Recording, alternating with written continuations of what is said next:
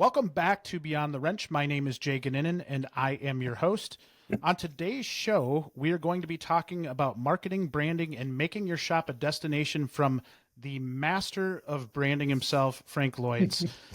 I don't know Right? Are you about looking at master. Frank? You know what they say about masters, Jay? Masters always practicing. You know, we fail a lot. I think that's, but yeah, it's an honor to spend some time with you. I know we had you on our show some time ago, and it's always good to vibe with the audience, and especially in the automotive industry. You know, without reinventing the wheel, there's always stuff that we got to do.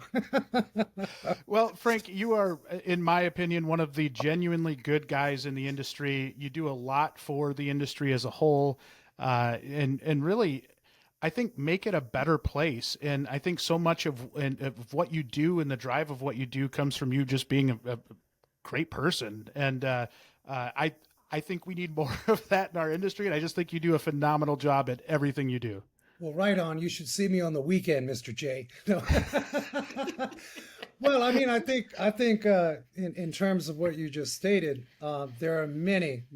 I'm actually, this industry is just rock star, man, and not only just like from a peer to peer and what we're all doing to help each other out, but like consumers. Like when I started in this business, it was like, get away, Mr. Mechanic, you're going to rip me off, you know. But I think what's really powerful is we're conveying that to consumers, and it's not easy. You know, stuff gets expensive and it's just can be twisted in the service bays. And with elegance, style, and grace, a lot of us in the industry are really able to accomplish this sort of new era. It ain't Grandpappy's garage. And so with that said, I appreciate your comments. It's awfully kind of you. It's an industry of we and never an industry of I. And I get jazzed up on it because it does lead to a lifestyle, right? You know, and I think when we start thinking about it's unnecessary pressure, like I against you and I against the world. And it's just we. It's as simple as that. And when we can share in the kitchen of goods, and share the mistakes. None of us are perfect, you know, and so I appreciate all you're doing with WrenchWay, you know, especially on the scholastic and educational side of things. You're a tremendous voice for the industry, so I thank you for that. Well, we appreciate it, and we're going to talk about all that you do right now just for a few minutes. And I don't know that I think we could go for an hour long just on the things you do. You're everywhere. It's so fun to watch you. If you've ever been in the Phoenix area and I think some surrounding areas, you've probably seen Frank on the morning news. You've seen him on WrenchNation and really in his business with Desert Car Care. How did all of this come to be? What happened for you to get into this industry to start with? You know, it's I didn't really like, I'll be honest with you, like when I was a young 20 something, I was just kind of like traveling in the wind, you know. I mean, a lot of us in the industry, well, we've been working on cars since we were 5 years old, you know, that it was just a natural thing. And in a nutshell, so Motor Age did an article many years ago, and if you want to research it, those that are listening, because I don't want to go on and on, but Triumphant Trombonist, my life was all about music. And Motor Age's perspective was like, how's this knucklehead go from like playing professional music in New York City, you know, with some pretty amazing musicians, Tito Puente and Dizzy Gillespie and Lionel Hampton, Carnegie Hall. I mean, it just, you know, my life was music. And hopping subway trains. I mean, I had maybe one friend that had a car and he asked me to park it and I damaged it. So it's like, it was taboo. Like I was not anything to do with cars, you know. But in a nutshell, I grew up really sort of a purveyor, a student of music and really a passion for it. I had some scholarships to the Hebrew School of the Arts in New York City. I took that real serious. I was 12, 13 years old and really grinded and hashed out the music element and then evolved into a lot of jazz, funk fusion, and salsa. So when high school was done, I didn't go to my graduation. I was performing. I was doing some other stuff. I disappointed my mom with that. It was terrible. Like what do you know as a kid? Like it's all you and that's it. You don't think about other people, I guess. in a nutshell, I had auditioned for various music colleges, University of Maryland, Baltimore County, University of Miami, Berkeley and Boston, all heavy performing schools, except University of Miami was more music production and engineering. I had an interest in that. Remember, this is the 80s, you know, the Yamaha DX7 and studio musician type work and sessions. And so they all said, hey, man, get your math score up because my math, like I didn't show, like I failed economics, Jay, in high school. Go figure. I just didn't, I was one of those kids that just kind of, you know, you get in there and you show up and then boom, you're doing your thing, you're performing. It was what it was. And so I did community college. They said, get your grades up, show us a couple of years of community, and then, you know, reapply. I lasted about 5 minutes in community college, and New York City at the time was a cesspool. This was, you know, mid 80s. You know, where I grew up in Washington Heights, just north of Harlem. And if I hadn't kept busy with music, I'd have kept busy in other ways that weren't productive. So it was just in a place in my life where I felt like it was a dead end and I was frustrated. And so I took a hard left and went to the Navy recruiter. And I said, I'm out of here. He got me in boot camp like in a weekend. So I was stationed, you know, they have you pick your choices. And I had Australia and Hawaii. I was like, I want to go to Hawaii. But I ended up in a wonderful duty station, which was San Diego. Spent time out there. I was a signalman, dealt with sort of World War II style Navy, semaphore and Morse code, did Persian Gulf, did Panama, traveled the world. It was a very good experience. I did not, because some would say, well, why didn't you just become a musician in the military, playing like the president's band? I hated marching and playing music. I just felt like it was robot, you know. So I did the whole communication thing as a signalman. And when I got out of the military, I really like signalman at the time. It wasn't like I worked on a submarine as a nuke tech or something. And, you know, that could have translated to work, you know, in the real world. Like you don't get a job in the real world doing semaphore with flags and Morse code. So I met my wife at the time. We were dating and she says, hey, I'm going to be transferring. She was in the clothing business. I'm going to be transferring to Phoenix. Why don't you come with me? My dad has an automotive shop. I'm like, there's two negatives. One, you said Phoenix. I'm not, that's like hot. You know, I'm thinking like spaghetti Western. I'm thinking like tumbleweeds. It's not for me. And number two, you said, what? Mechanic? Your dad's got a shop. I don't want to get my nails dirty. So my wife and I, when I say my wife and I now, that was 34 years ago. And, you know, I didn't have, like, San Diego was expensive. I thought I was going to rent an apartment. Those are $3 million condos. So I ended up coming to Phoenix, working with her dad and sort of put music aside. And I enjoyed it, always enjoyed the things that I did. You know, even back then I tested for Phoenix Fire, I'm going to be a firefighter. And I made it to like the last 6 out of 6,000. So I was always sort of meddling and sold Kirby vacuums, sold cars, sold Toshiba copiers. I mean, as a youngster, you explore. And that's what I tell these kids now.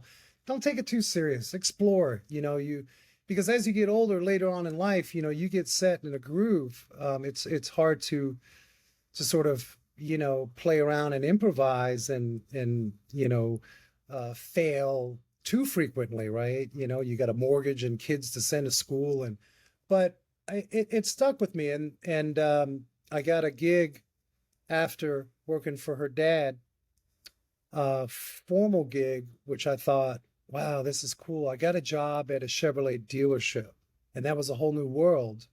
Yeah. You know, there was more education, and so long story short, AutoNation came in, and they had a lot of changes. I was one of them.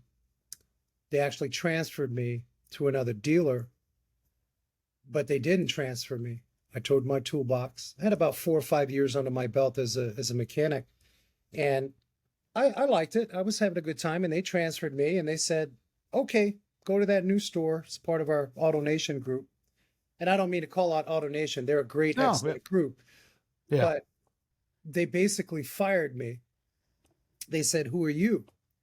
And in a heck of a way, I mean, they let me go. That's just the way. I mean, I could reflect on that and say, well, they could have did it differently. So I'm like 5 years into this business. You can guarantee, I was telling my wife Josephine, I'm going back to New York to be a broke trombone player.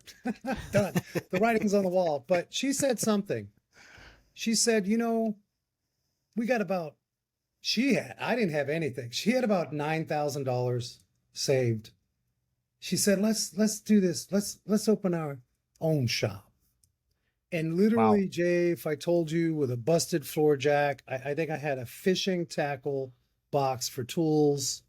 We took a 2-bay shop, and my first job, I never forget, lady comes in and she's like, "Do you work on Saabs?" I'm like, "Yeah, sure." Of course we do. I look back now and I'm like, oh my gosh. But we ended up, the Saab paid us to do heater core. It took me a whole month or whatever it was. But that job, I told my wife, I said, "Oh, we're going to be really fine because that job pays for the rent." It took me a whole month, but that's kind of where I arrived and started. And I'll be quite frank with you. I've always been a purveyor of the craft at hand, whether it had been music, whether it had been underhood work, or as an operator. The journey takes you in so many places as long as you're committed to the craft while still maintaining a lifestyle. Like that first shop was like 18, 20-hour days, losing money. And, I don't want to sound like a broken record with the whole thing, but I know a lot of folks listening now, a lot of gifted young technicians that want to go into business. There's no concept of cash flow, marketability, leadership in the bays, and how we guide a culture. And so I'm honored to share. Of course, we can fast forward. A lot of things have taken place since then, but my gig right now is just to share that. I feel like the industry has been good to me. And the grind is real, but when you start developing this a little more from the pain, we didn't have very little internet. Coaching was almost non-existent. It was basically pick up Motor Age magazine, read Mitch Schneider. We had Mitch Schneider on the show. God Yeah. bless the guy. He's one of the original gangsters in the industry that way. And he, you'd read his article and feel good that you weren't the only schmuck making the same dang mistakes or having sort of the same experiences with people and the oddities under hood. But and since then, I've evolved, and coaching was a great part of it. Anybody listening now, I don't care if you basket weave for a living, you got to have some sort of coach.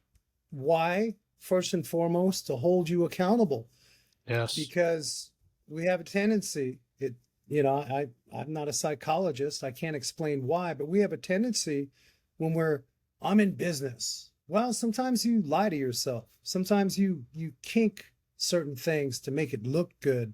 And coaching, if anything, is going to hold you to the fire, to your peer group and accountability. So that helped me tremendously. But that in a nutshell is kind of, the Desert Car Care we sold in 2000. So I've had 5 of these in 32 years, right? Wow. Performance Car Care was sold, and then we created the whole Desert Car Care brand. And just recently, we had 3 stores at one time, which was interesting. You better have your processes down, I'll tell you what. But, now we're very fortunate. We've got commercial real estate. Always wanted to buy commercial property and own the land. And so my wife and I are just really grateful. And we're building that store as we speak. We have tenants, and we've already had 3 issues. All cost money. Fix this, fix that. This broke. So welcome to commercial real estate. But that's in a nutshell. WrenchNation also involved. We can talk about that. But Yes. we're just my gig is just to live life the best we can. And it's like any other individual out there. I'm not anything special. I just, like many in the industry, why not share with somebody? I wish I had that, and And if we can make a difference, I think we all make each other better from our experiences that way.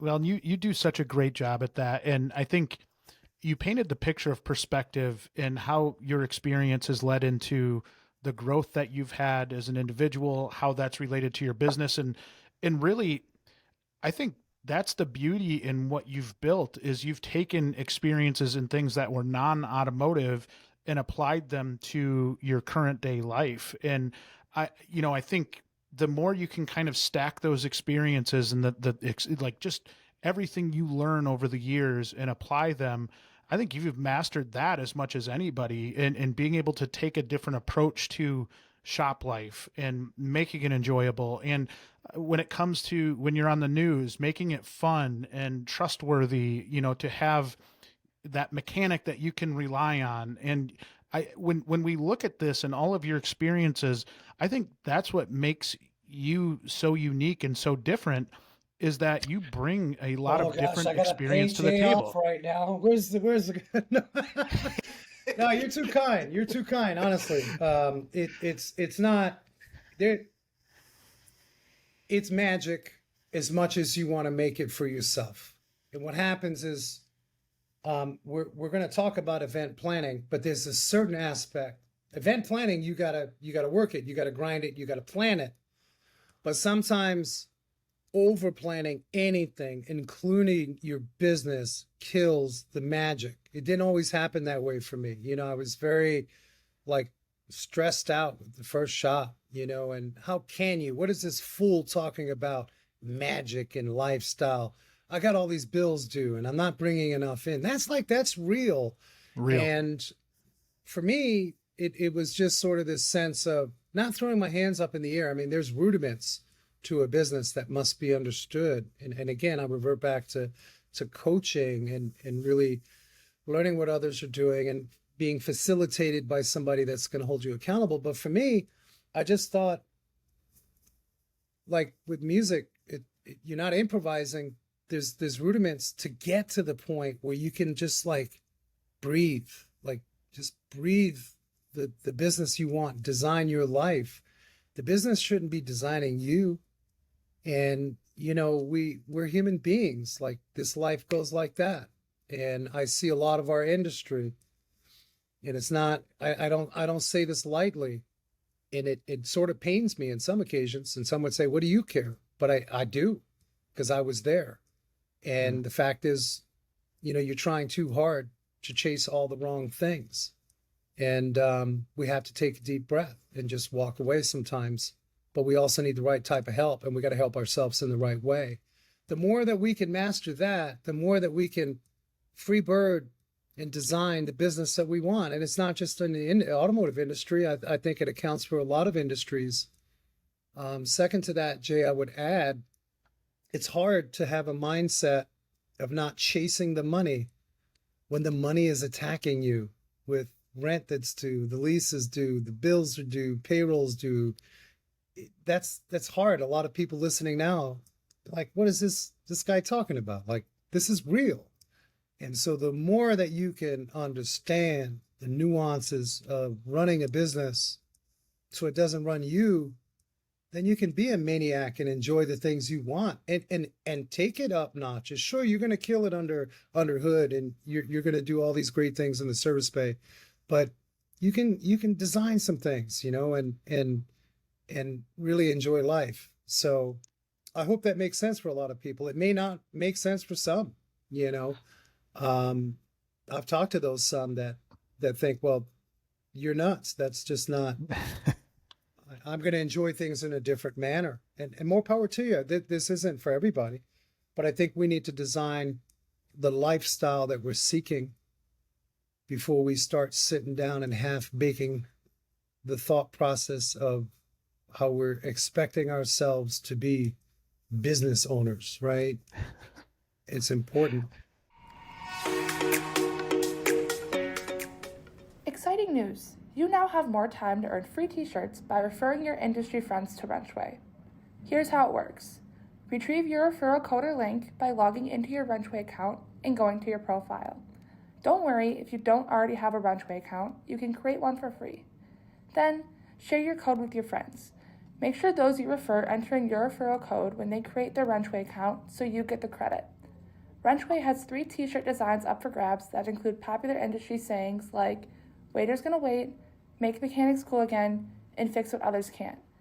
The more people you refer, the more t-shirts you can get. Offer ends June 30th, 2023. Click the link in the show notes to get started.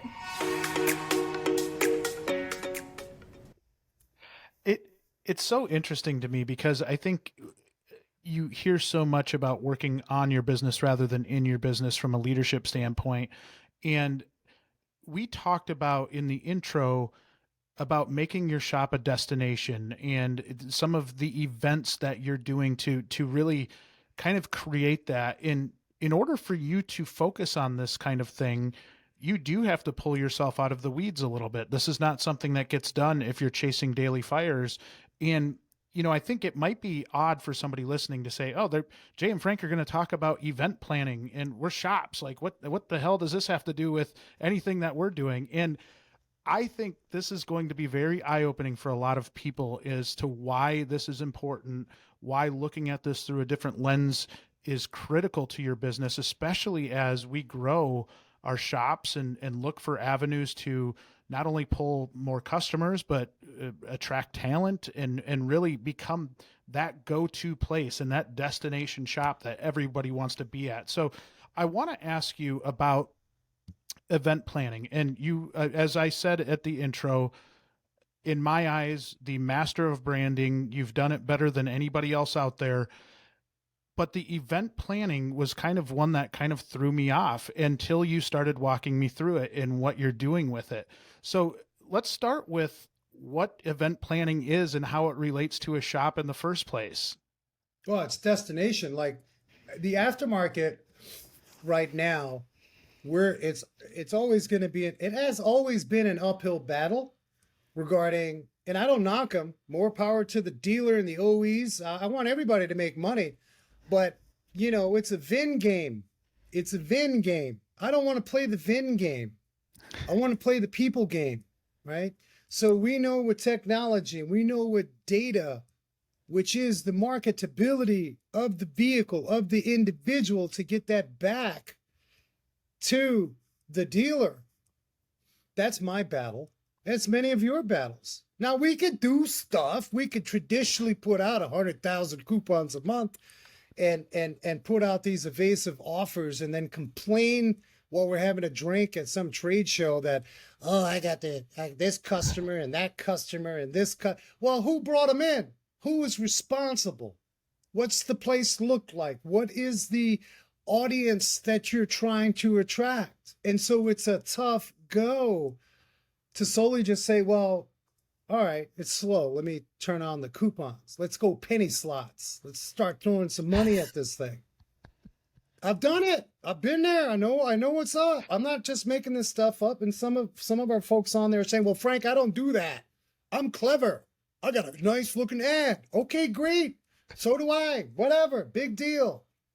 But if we are to have a chance, we go away from car count and we start really believing people count, both the front and back side of the counter. So how does that evolve into event planning? How does that evolve?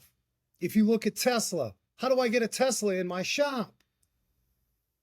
That's some of us are doing that now. But the more that I can make my place a destination beyond just fixing cars really well, now I've got a different concept. Now I've got a community union. I got a community staple, the attraction factor, where if I got 10 people coming in, they're not coming in to fix their car first and foremost. They may be coming in because, wow, I'm really interested this month. He's got a graffiti art gallery that I can check out, or he's got the latest Western art gallery. And guess what? We're going to highlight local rock stars that can't afford the Highline galleries. That's part of event planning. That's part of destination. What I'm saying is that we can't forget the rudiments to marketing. Like we do have to, there's touch points, and 6-7 times a year, we got to touch people and all this kind of stuff. And you can design your ad. You can hire Madison Avenue ad agency. And you can spend $70 per new client acquisition or whatever you're doing. whatever the numbers are. For us to compete and keep our sanity and design a lifestyle, we have to make our place. Why not Disneyland? If I'm thinking Disneyland, and a lot of you are saying this guy's nuts, Disneyland. Well, why do people go to Disneyland? Think about it. It's an overall experience that kind of caters to all the demos they're shooting for. And it's the same with any other event that you go to. It could be a concert tour. It could be, you name it. It could be a gun show as an event. They've got all my favorite guns. How do they get people in? You know, it's an event. There's music. There may be all kinds of stuff. So the more that we start thinking, especially for the future, and I mentioned Tesla, how are we you're going to have less frequent visits, more power to the consumer, right? I mean, there's still stuff. I get hate on Twitter. People like, oh, I don't need to fix my Tesla. I haven't done anything for 5 years. Really? All right. I mean, there'll be less activity, but why not design something that's an attraction factor for folks to come in wherever you're at in the country? And I hear people saying, oh, that's not going to work in my marketplace. I call that out as BS. Yeah. Every marketplace has a unique factor. If I'm in California, outside of LA, that's a different factor. There's a different vibe. There's a different groove. There's a different mindset for an attraction factor with that audience. If I'm in Iowa, Davenport, they're different. Miami, different. South Bronx, different. My point is, stop thinking that you're the rock star automotive technician or shop owner, and really enjoy bringing people in. And we're going to talk more about some of this event planning. And I am hoping you got this, Jay. Yeah. I mean, I could go on and on with hundreds of different events that one could plan, but there's a PDF file that can get, I think there was 40 or 50 before my eyes went like this. Yeah. But get your juices going on how do I create more of a destination? How do I get city council to jump on board? Because they want attention for the city. This guy, Frank, has got some stuff cooking with Mothers Against Drunk Driving. He's got stuff cooking with the local schools on seatbelt awareness, no texting and driving. He's got the free oil changes for teachers, our unsung heroes. You know, he's got the DUI task force coming in to promote safety and many events like that. And it doesn't have to be just traditional city stuff. It could be whatever your interests are. I mean, if your interest is rodeos, Westerns, or whatever have you, design it. You know, you could have 5 or 6 events easily a year, so you become the destination. And a theme. Part of destination is coming up with the concept of what theme am I going to rotate. My good friend Bogey, she had a theme in her shop, and Bogey does a very good job empowering the ladies, very recognized. And her shop, 180 Auto, from years ago, she had a theme. She had an art gallery. She had some taste in there that her audience, her clients would enjoy. Now, do you have to have art? No, you can do whatever it is that you like, because if you don't like it, you're not going to be passionate about it. Then it's going to be like, oh, I just gave it to Susan or Joe, and whatever happens, happens. Like, own your business, own your lifestyle, own what you want to do. You're going to fix cars. Everybody knows you fix cars well. But design it, kick it up notches. Why not? I argue to folks, why not? You want to do coupons, you want to go do that marketing thing, that's fine, and do your thing and stress out and all this, but design your business, design your lifestyle, because as we progress, if you're teaching your kids to be in this business and take over the business, I guarantee you in the EV population, that's the competition. What are they doing for me while I'm here, or that sort of thing? How am I going to enjoy my time? Now, the dealership concepts they played with a few years back, you know, nail salons and all this kind of stuff. All right, if you want to have a nail salon, have a nail salon. But I'm saying theme-driven, that changes every quarter so you keep it fresh. Because those nail salons, I'm not knocking them, great place, but after a year, the owner's like, man, what else can I do? Because it was good for about 9 months. Now, you know, it's shtick. P.T. Barnum, how do we get him into the big top 10? A lot of you saying, well, Frank, my business isn't a sideshow. I'm not saying it's a sideshow, but P.T. Barnum said eloquently, these people fear this big top 10. They fear going into this automotive garage. What do I do for sideshows? What do I do to get them in? And then guess what? You own your business. You own your client base. You will never be perfect under hood. And quite frankly, you'd never be perfect event planning. But that's relationship. That's relationship. And moving forward with technology, if we don't get our act together there, we won't have a fighting chance. Honestly, Yeah. we're going to see a lot going out, and they're going to say, "Wow," they're going to blame technology. Well, I like they did carburetors. Everything's going fuel injection. I'm out of here. Like It's like my grandmother saying, the Yeah. internet's coming. I'm out. Yeah. exactly. I think what you do with all of these events or with, and this, I believe, just from a marketing sense is so brilliant in that then you have something to actually market that's different. We promote this a lot with the WrenchWay side and how shops stand out to technicians and not just saying the same thing over and over and over again and, expecting a different result, the definition of insanity. But when you're doing these and you're teaming up with Mothers Against Drunk Driving or whatever organization it is, it gives you something different to market to as well. So you don't have the same redundant message over and over and over again. You have something different to point to. And along the way, you're building trust, which is one of the key factors as to why shops fail is if they can't build trust with their client base, they're going to be in for a tough road. So I just love the fact that you have these different things. And even for you, I have to imagine it helps you focus on different things so that it isn't that same kind of boring message over and over again. Most definitely. Cause related. We're human beings. We like our causes. If we can identify the audience that we're attracting and we can identify that demographic that we want to enjoy doing business with, it would behoove me to find out what interests them for causes. And you mentioned technicians and advisors and management. Like it behooves you as the leader of your organization to find out what interests them, get them involved, get them excited. We all love fixing cars. Most of us are passionate about it. It keeps us sustained. We get beat up in the bays and we got twisted screws in our head some days and it's like, why do I keep doing this? But we come back to it because we enjoy it. We like the solution seeking portion of that and the chest pounding. We did it.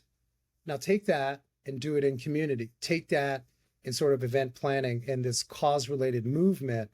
That's the society that we're living in today. Years ago it would be like, I'm going to go visit Frank. He's a great guy. He fixes my car well. His shop smells like grease. I've kind of learned to really like that. Those days, I don't believe those days are here with us. Yeah. And I don't want to segment into the whole millennials and Xers and Zers. We could do that. That's all topic for another show or segment that way. And there's plenty of information online. But why not reverse engineer and say, okay, I'm getting ready to venture in this particular location. Now I'm the crazy owner. He's always going to be full of passion. He's nuts or she's nuts. How can I delegate and get my people excited and get them involved? At this particular location, this is what the community is about. What's cause related about? What gets you excited? And so having a team meeting, having a little vibe of your tribe and whiteboarding all day long, blackboarding all day long to really figure it out and dial it in. I mean, you can't just invite people and expect everything to go down. It's event planning. Like stuff has to be done to a T so that you can be. How many people listening right now are being in their business? Like, it's like TV or radio. A lot of people are not in the moment. They're self-monitoring. You're self-monitoring. You change who you are because the camera's on or the radio mic or what podcast mic. And, old Howard Stern, they would say he was goosing. This is hard. Like he's not being. You are not being in your business. Be in your business. It doesn't mean stressed out, gotta fix this, gotta fix that. Like that's function of business. But to be in the business, enjoy your time and design what you want. And it's not enough to say, well, that's my favorite picture up there on the wall. That's my office, Frank. I got a trophy. I race cars. I do this and I do that. Well, that's great. But the community, how are we relating that to community and how can you enjoy that? your passion for what it is that you do. And I don't knock racing. A lot of us are racers in the industry, whether we're I'm a amateurs racing or geek. professionals. Yeah. You know, I So race the shopping cart. I don't race. Like my wife, I follow her. Join top shops, dealers, and schools across the country to promote and improve technician careers. WrenchWay memberships help shops and dealerships engage with schools, improve technician hiring and retention, and make better business decisions with access to useful data. Shops use WrenchWay to build relationships with and support multiple schools on one platform. Show technicians why they're a great place to work. Stay up to date on best practices. Attract passive candidates. Tap into WrenchWay's growing network of industry professionals. And make better business decisions with meaningful industry data. Want to learn more about WrenchWay shop memberships? Visit WrenchWay.com and click on the For Shops tab or contact us at info@WrenchWay.com. Link is in the show notes. So as you're looking for themes, and I want to talk about that because one of the things that I think a lot of people struggle with is coming up with that creativity that you did of having, we haven't even talked about it, but a jazz festival at your shop, art gallery at your shop, these outside of the box things for most shop owners or any type of leadership.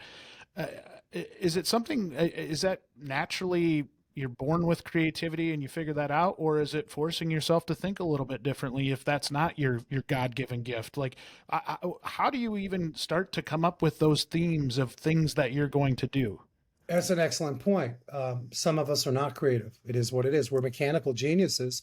We're mathematicians. Whatever it is that the left side or the right side, the other side of the brain is maybe not, not doing as well. But we all have one thing in common. We know what we like. And so if you're not the person to get creative on it, then you can delegate to your staff to have them exercise what works. And you can enjoy the process. You can have some input. I will tell you, it's not difficult. Whatever community you're in, you can go on to Facebook events and just do a quick study on how popular specific events are. And we're not talking huge concert venues with the Beastie Boys coming to town. That's unfair. Like, we're talking about just local events.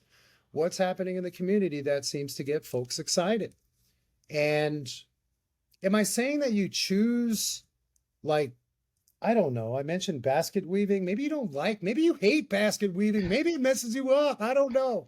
But if you have a choice in it all, I don't think many who are listening or watching this would feel, man, I don't want to do that. We don't want to do what's painful. And I'm not talking about the organizational stuff. For the most part, new and exciting is refreshing. And so if it's something new and exciting to you, and you're not the creative in your organization, that's okay. Like, you can actually hire out. If you want a publicist, you can do that. I speak on this all the time. It's a quiet secret. Why not have a publicist for your business to help you with the creative? It's not as expensive, and people think publicists, well, I'm not Taylor Swift, but there's a function for that. Like, you don't need to be a rock star to have a publicist who will help you with that creative and help you with your vision. My point is just to get started with it. And for all of those that are creatives, your worst enemy is you're all over the place. I can get that way. And I have to really hone it in, or my wife smacks me in the back of the neck and she'll hone it in for me, because there's a lot going on with Frank and I got to hone it in. And I do. I'm not discrediting, my efforts, but I can speak for myself as a creative. Yeah, my whiteboard or blackboard it's the hieroglyphics. There's so much going on and I've got to hone it all down. And I know a lot of you listening, a lot of you watching right now, you feel the same way. Like, you get that squirrel syndrome and you get so excited. So more so to meet with a team and really have a process. And again, the PDF, I'm sure that during the interview, the file that I sent you is a nice baseline. I documented about 13 different things. We may not cover them all, but take advantage of that. And then as well, I want to add this before I forget, Jay. I have a marketing calendar that has all the moving parts. I'm more than happy to send that. It's over the years, and it keeps us disciplined. We do change it We define what worked, what didn't work. I'm more than happy to share that. That with would be folks great. that want that and maybe get their juices flowing. Again, design your business, design the community, design your cause related things that make you just gel up with your community, because then you know what happens. And I've experienced this firsthand. Then you get into the branding game and you stay away from doing coupons. That's a lot more fun business. It is, and it's not easy because there's this rough and ugly transition. And trust me, I was that guy. I'm looking out my window in Chandler and I'm looking at some major multi-store or break chain, and I'm like, man, they got cars, and I got 3 cars in my shop. And this is way before the branding concept. I'm like, okay, call my wife. Hey, we got to do another run of coupons. I wasn't proactive. I didn't forecast. I didn't do any of these things. And then that's anxiety. You lose sleep. You lose your time with your children. And so there is a transition period. It will be work, and it's a different mindset. But man, once it starts rolling, and some listening now, they get it. They're like, Frank, I hear you. I remember that transition. And it's nice to be able to like do these events. And it's not always price driven. Right. Aren't we, as service industry folks, trying to convey the value of the goodness that we are in our places, and how well Joe, Tony, Jill in the back shop wrenching under hood, they're talented, like, and that becomes like secondary because the brand sort of represents that. It's never taken for granted, right? But it's a sweet spot. And so, it's not perfect, I will say, because I know some of you thinking, well, Frank, my new customers, they couldn't care less. And maybe you're right. And you've got to train them. And some of them you got to fire. They're just not, hey, it's okay. We can professionally fire and keep that pipeline clean, or maybe re-examine, how did I attract an individual that maybe doesn't align with me in our principles and that sort of thing, right? So yeah, it is definitely doable. So as you're talking about this, one thing comes to mind, and there are a lot of shop owners that came from humble beginnings like you did, right? And they work for every single dollar they've got, right? They've really grinded over the years. And I picture my dad and how having this conversation would just send off the cash bills in his head, like like a cash register in his head, like, oh, this is going to cost a lot of money and I don't want to touch it. What advice do you have for shops when it comes to setting a budget and being kind of maybe making yourself a little bit more comfortable with the fact that you might have to spend a little bit of money to make some of this branding happen? Yeah, so there's a couple points, and want to answer that directly. And this may be a hard chew for folks to swallow. Those that feel like 2% of gross sales is kind of where I'm at for marketing. On a good month, I'm 3%. There is absolutely no doubt 6 to 8% to grow. That's a good metric. I was spending 8 to 10%. And I'm not saying it happens overnight. A lot of this is related to dialing. We all talk about, raise your labor rate. Well, be careful. You better make sure you present the value to back up that labor rate increase. Now, labor rate increase is not a difficult thing to do. Many other industries do it. They figure out, okay, again, going back to reverse engineering, what's it take for me to sustain this business, raise hand, don't be shamed about it, and make a profit while providing some really good value, or honing that in. Some folks now, all right, I got $1,000 that's going to go to this publication. I got $1,500 to go to this coupon, whatever it is that they're doing. I invite those folks to really reassess, and 6 to 8%, you need to be relentless. And a lot of, okay, so let's back up, Jay. Let's say, well, damn it, Frank, I don't have that money. Well, what you do have is time. Yeah. And time is going to allow us to engage the way we want to engage and design the business. Now, some of you are like, well, I've had a long day at work. I'm going to tell you a story. It's bananas regarding time. Because my father-in-law, when I worked with him, God bless him, he was an incredible man. And I was a young 20-something. He's in his mid to late 60s. We'd work a full day. We had no concept of marketing back then. His concept of marketing was putting flyers out on cars. And he had it dialed in. He knew the apartment complex managers would call. And he would say, oh, well, your owner said that you have a lot of oil leaks. And he came up with stories, but he would grind because he didn't have the foresight. I mean, he'd have some business, but he didn't have the plan for marketing or none of that. And it was just, okay, it's raining out. I didn't know it was going to rain. I don't have an umbrella. I'll grab a cardboard box. Like, no preparation, no foresight. And so what I'm saying is, to those people listening, you're in that spot. Frank, I fix cars. That's what I do. I got money in my equipment. You can get to a budget providing value. Now, what is value? Everybody talks value. What does that mean, Frank? Does that mean we speak in complete sentences to our client base? What I'm saying is, maybe clean up your operation. Who's your audience? We know that women, respectfully, are a large part of the decision makers. Is your place friendly that way? Are you set up? Some of you saying, yes, I am, but business is still slow. Well, that means you got to grind with your local rotaries, your chambers. You got to be relentless. You got to be everywhere they need you to be. And then that grows some of that business, and it grows the right type of business. And then we're back to people count, not car count. And then I start developing a budget. And then I can say, okay, I got some value. I'm starting to create the right type of authority in my space. Not as the best mechanic to go see. Everybody's the best. He's the best. She's the best. That's not the kind of best we want to be. We want to be there for our community. So for those that are like really fighting a wallet, I could respect that. I was there for many years. And I still stay humble because I could be there again.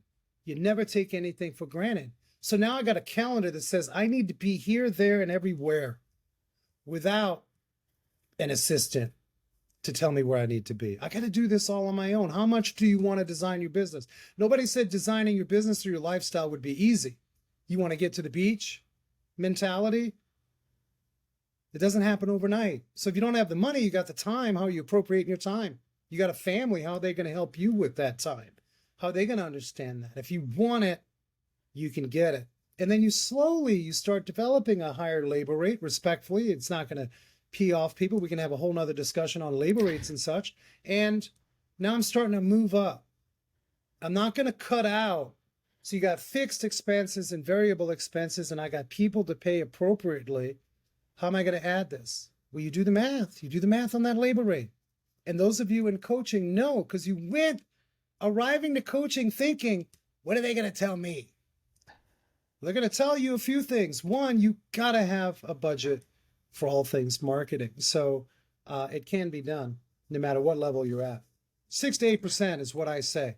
2 to 4% is kind of what the industry-ish standard is.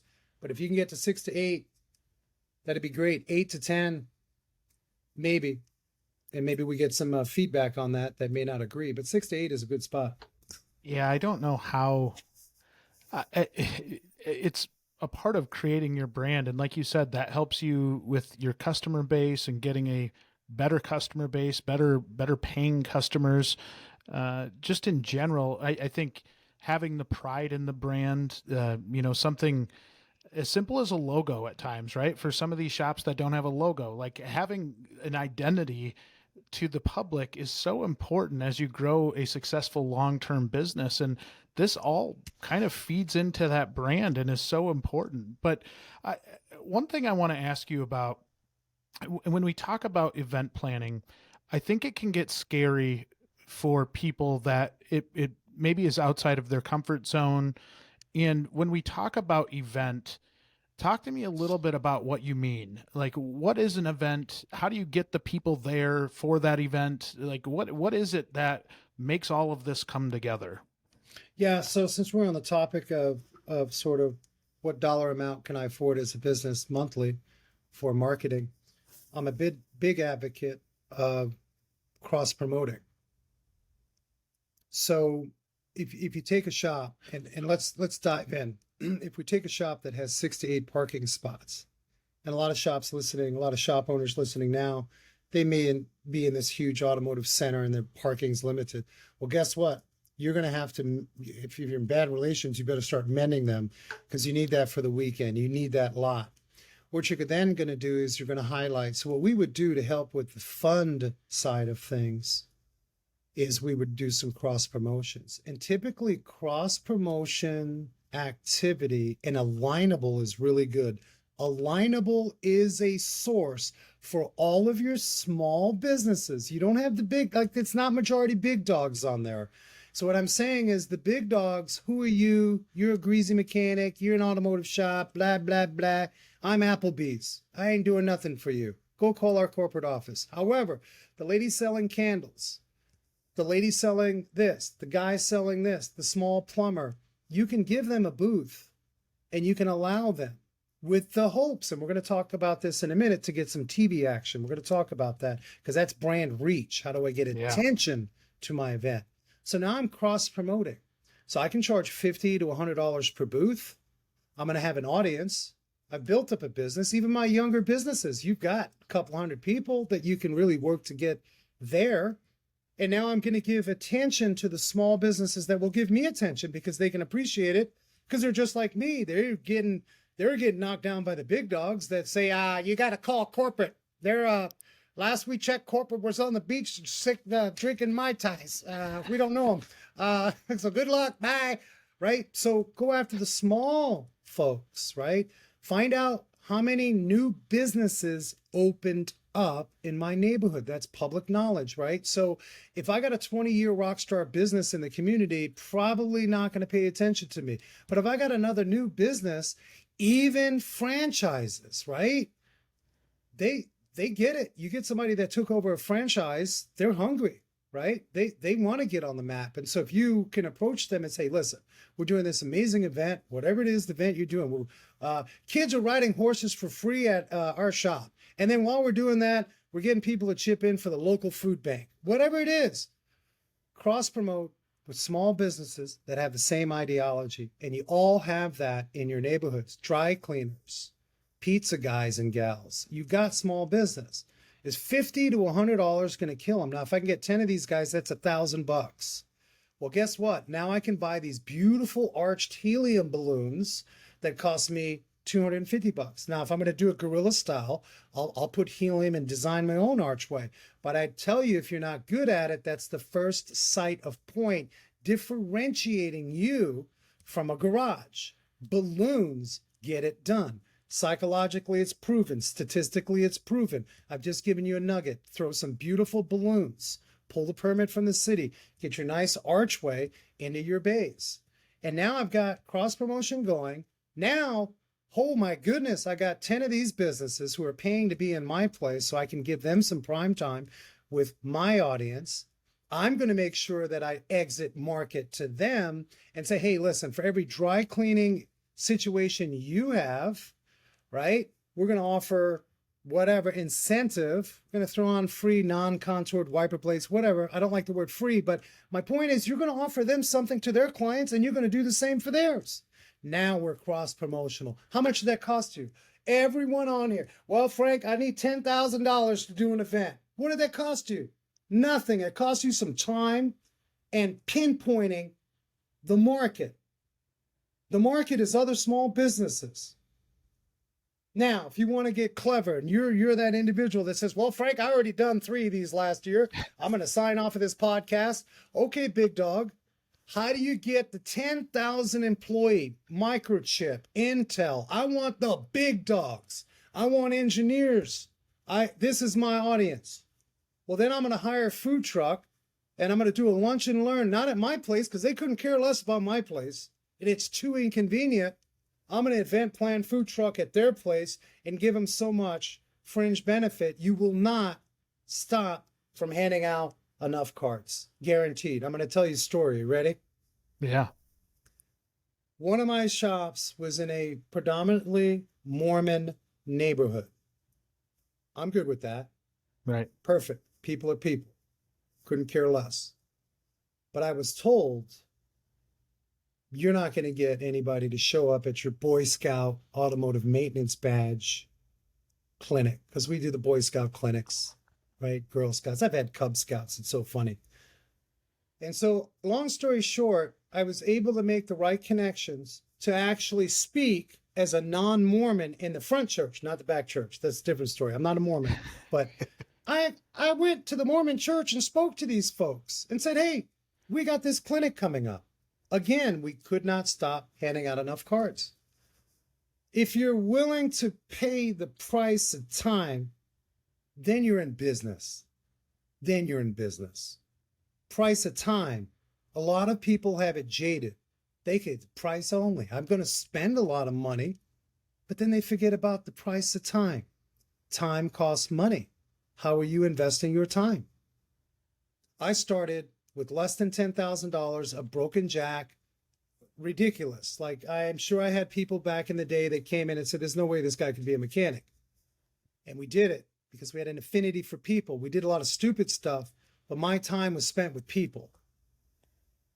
And if you're not that individual and you are an excellent accountant or you are an investor, then you better groom the right people to do that for you. And now we're creating destination. Now we're creating authority. Am I the authority fixing cars? First and foremost? No. I'm the authority in the community. And I genuinely want to help this community. Period.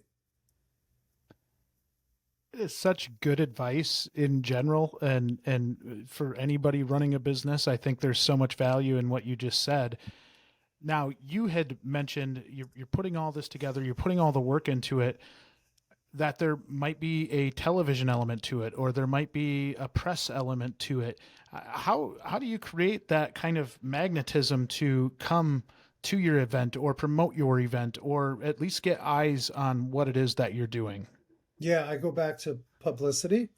Right now, there is a few that don't come to mind. Forgive me. I can follow up email so we can have this in show notes for folks to take attention to. There are many online platforms that are publicity driven, and you can pay X amount of dollars for one piece, or you can pay, I think it's Sission. I will get that straight. For those of you that feel like you just can't hire a publicist, okay? And I want to talk about publicists more in a minute. I'm going to break it down and make it so dang easy. Everyone says, what's your secret? There's no secret. It's just like, I can't do it all. I'm nuts and I'm passionate and I want to help. But I also know in order for me to stay nuts and passionate, I need people helping me, and I need paid professionals. And the brand reach sometimes is left off to those professionals. And for those of you that run a two-bay shop and it's just you and maybe your wife, I get it. You'll have to grind. You'll have to hit the local newspapers. You'll have to come up cleverly with attention-grabbing, drama-based one-liners. And that's the catch. If you're going to write, and some of you saying, well, I don't want to deal with drama, that's what the news cycle's about. How can I attract eyes on something? Well, we can talk about many ways to do that. We can talk about student who has an opportunity to play varsity ball, has surgery that needs, I mean, a lot of you are doing that. You're doing the car washes and you do the fundraising. And maybe that's not high priority for news, but it does get it on the map. A lot of these local communities, that need a headline. Journalists need a headline. What will separate you, and again, in fact, I'd like to come back on because we're not going to get knee deep in how to do your own publicity, but we need attention grabbing, and you need to give me a reason why you're interrupting me, because I get 20 of these an hour, maybe more, maybe double, depending on the agency and the media outlet. What makes what you're doing different, and what's going to attract my audience for my news outlet? So you need to think about that. And then the body of what you're offering needs to be short and sweet. And so there are methods online. We didn't have this years ago online. It was very limited. So that maybe works for a lot of smaller operators. I still do it to this day. Like, we'll have press releases for Desert Car Care of Cave Creek. Like, that's going to happen. And, but let's go back and talk about a publicist. And many people think, well, this is Hollywood publicist. This is like, I'm not writing a book or, what do I need a publicist for? Well, a publicist's main job is to keep the thread of relationships in a very high turnover business. And so producers do come and go. Some outlets, they've been there for years, they're iconic and so on, and they have their method. But for the most part, it's a lot of our smaller market TV and radio. Those are folks out of college.